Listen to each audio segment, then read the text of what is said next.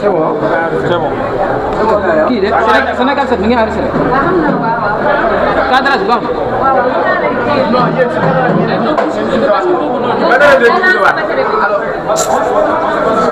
demal fële. aja su baaxee rek ngeen wax ma laa sax c'est pas grave. C'est pas grave, je peux gérer.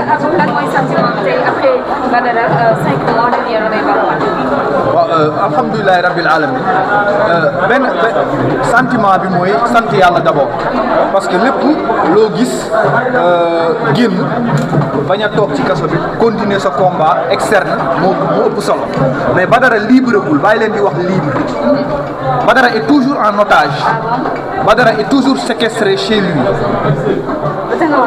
parce que libre gul jusqu'ici procureur moo ko tënk jusqu'ici ni ko premier ministre waxee woon man maay jox procureur ordre ne ko jàpp leen diw ñu jàpp ko mu taxaw assemblée nationale ne léegi jël naa yëf yi en main dinaa effacer képp koo xam ne da nga taxaw ci sama kanam moo xam dañ laa yónni moo xam dañ laa yabal loolu bi mu amee nag si le procureur autosaisiro daal di jàpp Badara Gadiaga viser ay articles vous les journalistes le débat aujourd'hui c'est sur l'article 139 code procédure code pénal bi article boobu moo tax tey Badara Gadiaga mënul am liberté totale article boobu moo tënk le président chambre cabinet numéro 1 parce que juge bi mënul woon lu dul def acte bi cela veut dire que le procureur dépendant de l'exécutif le procureur bi nga xam ne ni premier ministre nee na moom ministre de la justice moom moo koy jox ordre te moom ci boppam moo taxaw ne day effacer donc procureur boobu tey moom moo tënk juge bi mais juge bi déglu na Badara Gadiaga est libre de toute charge ci liñ ko tooñ mais nag article 139 boobu moo tax ñu takkal Badara bracelet mais bracelet bi entre 21h arrêt 21h prouve encore que c'est le procureur et le régime de Pastef qui ont peur de Badara Gadiaga il faut le dire Ousmane Sonko ku ne ñeme na waxuloo dëgg ku ne am na fit waxuloo dëgg ku ne nitu dëgg la waxoo dëgg parce que pour ragal Badara Gadiaga ragal ko ba ñu tënkal la ko pour mu mën a wax à partir de 21h du génn ci télévision yi pour ñu tënkal la ko ba du génn Sénégal pour ñu tënkal la ko ba du mën a génn région de Dakar mooy wane ne da nga koo ragal benn nit la Ousmane Sonko ragal ci Sénégal benn nit moo tere nelaw Ousmane Sonko moo tere nelaw tout Pastef moo tere nelaw toutes les ñi nga xam ne ni ci institution bi ils travaillent pour le projet léegi nag loolu lay prouver mooy une partie moo jeex mooy juge bi moom libéré na Badara parce que le magistrat Ousmane Kane ancien président cour d'appel nee na dès lors que juge bi déglu Badara ne na ñibbi këram Badara est libre de toute charge le non-lieu est déjà en poche mais ce qui reste aujourd'hui mooy procureur bi nag moom la Ousmane Sonko waxoon jamonoy Mamadou Seck vous vous souvenez de Mamadou Seck du temps de Macky Sall képp ku ñu jàpp Ousmane Sonko Bassirou Diomaye ñoom ñëpp El Malick ñu ne article yooyu la ñuy viser ba tax doo mën a génn tey article yooyu moo fa téye Badara Gadiaga léegi nag le combat ce n'est plus pour Badara Gadiaga mais c'est pour la justice sénégalaise le combat d'aujourd'hui c'est pour l'union des magistrats parce que l'union des magistrats ñoom ñoo ne dañu bëgg indépendance xeex bi nag ci xeexu Badara la ñu war a jaaree sa réforme pour que ñu dindi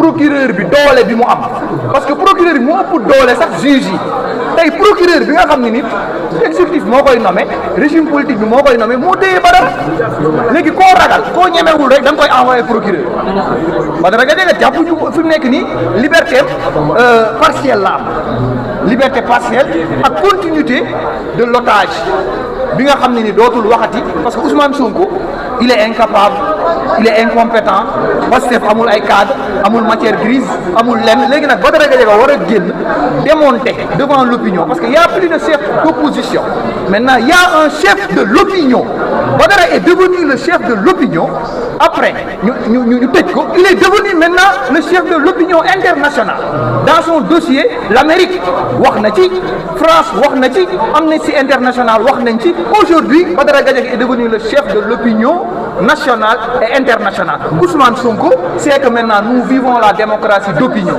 et que les opinions maintenant tournent autour de Badara parce que Badara Gadiaga la ñuy déglu moo tax mu ne bu mu waxati donc pour ñun nag beneen combat bi mooy le combat que nous mènerons ñun droit de l'homme, le combat que nous mènerons vous journalistes parce que ñu ngi convoquer les journalistes par-ci par-là, le combat que nous mènerons aussi tamit ñun ñi nga xam ne ni dañu nekk ci force vive yi ak les hommes d'affaires. Les hommes d'affaires, je prends l'exemple de Thierno Bandom.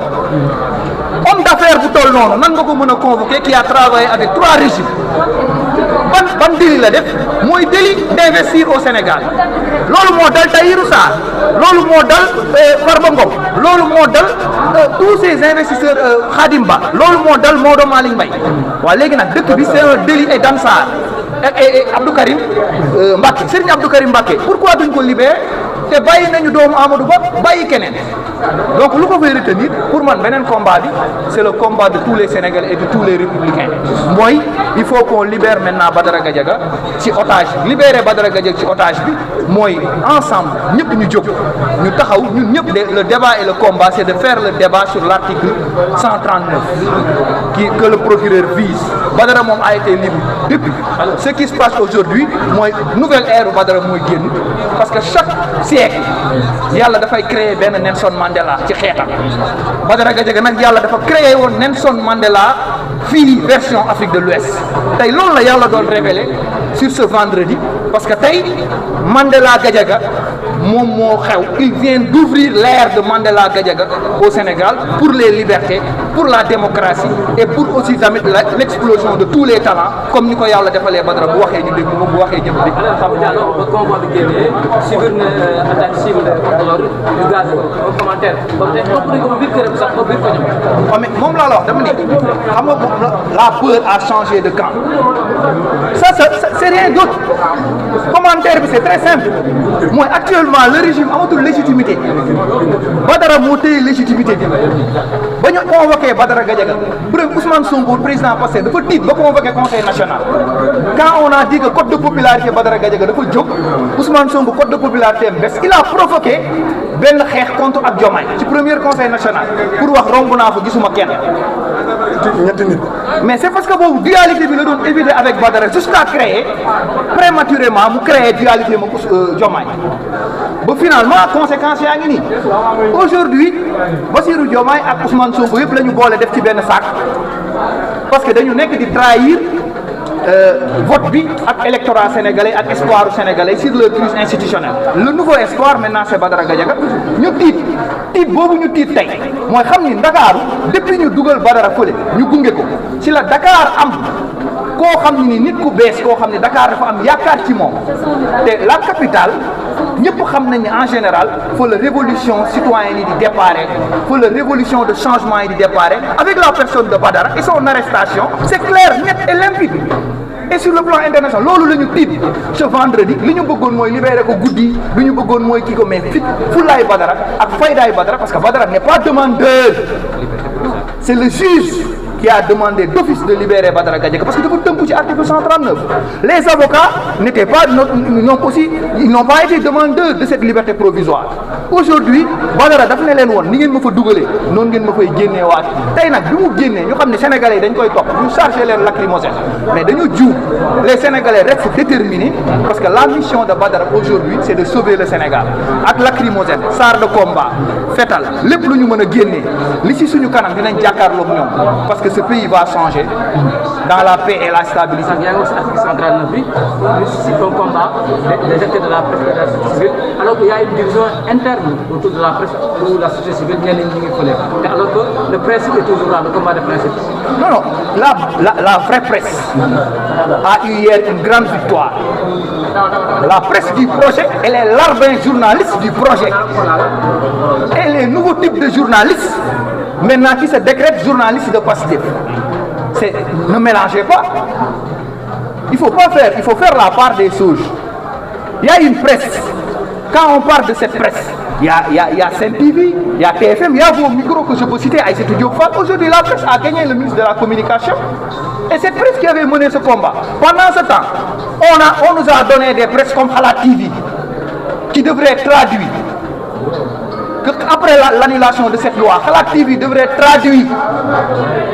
Aujourd'hui, ils ont accepté Khalaq TV, ils ont créé des créateurs de contenu, ils ont laissé des insulteurs publics maintenant qui attaquent les honorables personnes.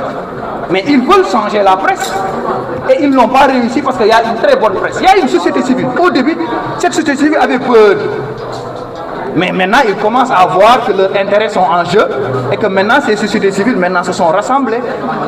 Et pour faire face à cette injustice, aujourd'hui, il ne faut pas mélanger. Pastef, c'est du bruit. Pastef, c'est des gens qui créent du bruit. Pastef, c'est des populistes. Pastef, c'est des personnes qui créent des informations et des fausses informations. Ils vivent de fake news et de la manipulation. Ils ont leur presse d'opinion, ils ont aussi leur tribunal d'opinion de presse, ils ont leur procureur parquetier au niveau de la presse, ils ont des journalistes juges au niveau de la presse. Mais lim leen war a yee mooy yéen journalistes yi mel ni Ngoné Saliou Diop yeneen journalistes yi ñu créé ñu nekk ci fii di sosal nit ñi mais yéen du ngeen ñooñu. Mais quand le projet est arrivé au pouvoir, on a brûlé ces styles. Mais ça, c'est un exemple. Lan moo tax ngay jëli pouvoir di brûler ces styles da nga bëgg mabal presse nga indi ministre de la communication mu ne dafay def xawma plateforme injustice la def excès de pouvoir mais delloo wax nañ ko kon aujourd'hui on est en train de retrouver la bonne presse et pendant ce temps il n'a pas réussi à tuer Sen TV, il n'a pas réussi à tuer TFM, il n'a pas réussi à tuer aussi vous les jeunes entrepreneurs journalistes le travail que vous êtes en train de faire c'est excellent mais aujourd'hui c'est ces créateurs de contenu qu'on donne des conventions. Aujourd'hui, c'est ces insulteurs qu'on donne des conventions. L'autre combat, c'est vous, nous, la presse, la société civile qui s'est réveillée récemment, les Alintune maintenant qui ont changé de position. C'est à vous et nous de venir faire face à cette injustice pour combattre cet article 139 et combattre aussi cet acharnement contre les opérateurs économiques. Ces champions du Sénégal, je prends l'exemple de Tahirou Sarr, Thierno Bandong, Hadimba et autres, et Youssou Ndour et comme Bougane Gueye Dany et consorts. Merci. tey ñu gis ne par exemple Badara Abdou Nguer ñoom ñëpp ay porteurs de voix lañu ñu jékki-jékki ñu génne leen c'est vrai que Badara Abdou Nguer il n'a pas eu de place mais pour le cas de Badara est-ce que émission am dafay ñëw fekk si ko biir këram wala dañuy doon émission bi parce que dañoo xam ne instant bii nii moom mooy waxal sénégalais. Badara Gadiaga c'est les Sénégalais qui l'ont autoproclamé chroniqueur mais il n'est pas chroniqueur c'est un consultant un analyste Badara Gadiaga c'est un politique. C'est un politique. Il fait partie des généraux qui ont mené ce combat pour la démocratie. Il avait fait Rebeuss en 2011. Le jour où Mamadou Diop tombait, Badara était en prison. Badara Gadiaga a été membre fondateur de Réumi. Badara Gadiaga a participé à l'élection de Macky Sall.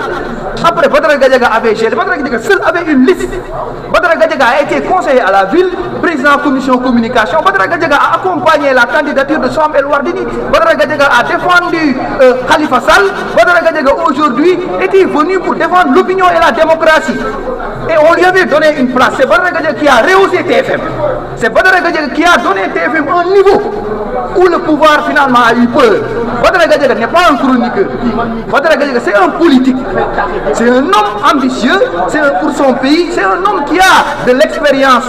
C'est un homme qui a de l'expérience aussi pour la gouvernance. Aujourd'hui, c'est pourquoi on lui a mis ce bracelet. Parce qu'ils ont peur même que Badara Gadiaga puisse prendre la place de Bassirou Diomaye ou Ousmane Sonko. Badara Gadiaga, aujourd'hui, sa cible, il n'est pas seulement le cible de Ousmane Sonko, la cible de Ousmane Sonko, il est aussi cible de toutes les personnes qui aspirent à diriger ce pays. Parce que Badara Gadiaga n'est pas chroniqueur. Abdou Nguer peut-être qu'il est chroniqueur de ce nouveau phénomène de chroniqueur. Moi, je ne suis pas chroniqueur. J'étais politique et de la société civile par expérience.